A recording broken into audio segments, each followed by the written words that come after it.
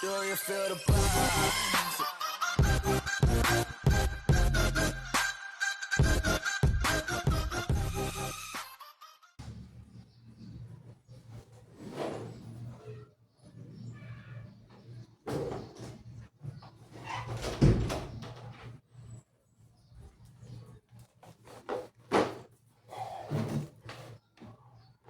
Morning mga kabiyahero.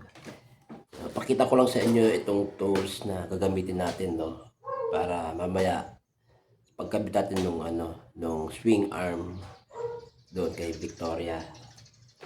So buksan lang muna natin to.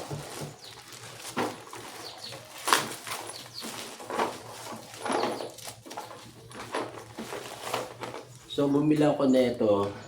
Ayan, nakalagay dyan is 40 pieces combination socket orange set. Ayan, kasi wala tayo nito. At kailangan natin to para may kabit natin yung bago natin swing arm. Ayan. Buksan natin, tignan natin yung loob.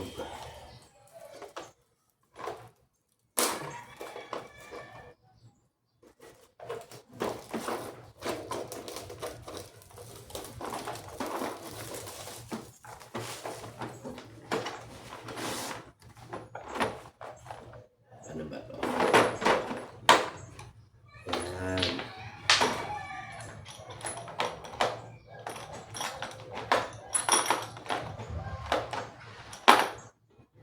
May tools pa tayong ganito.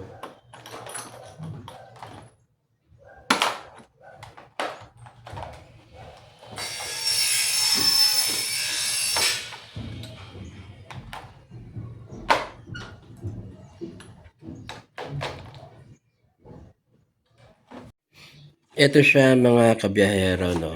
Sabi nga dito is, ayan, sorry, wait lang. Ayan, 40 pieces combination socket orange set. Ayan, meron 1.4 and 3.8 drive SAA and metric size combination set. So ito, kailangan natin to para mabaklas natin yung parang axle ni ni swing arm. Ayan, kailangan natin to. Tapos eto, wala tayo mga to kasi iba-iba ng sukat yan eh. Ito yung pinakamalaki nila. Ayan. So mamaya malalaman natin dyan kung ano-ano yung mga magagamit natin. So kompleto yan.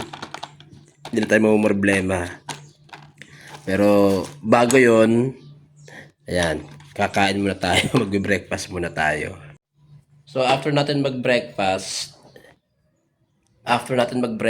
mga kabiyahero, bababa na tayo.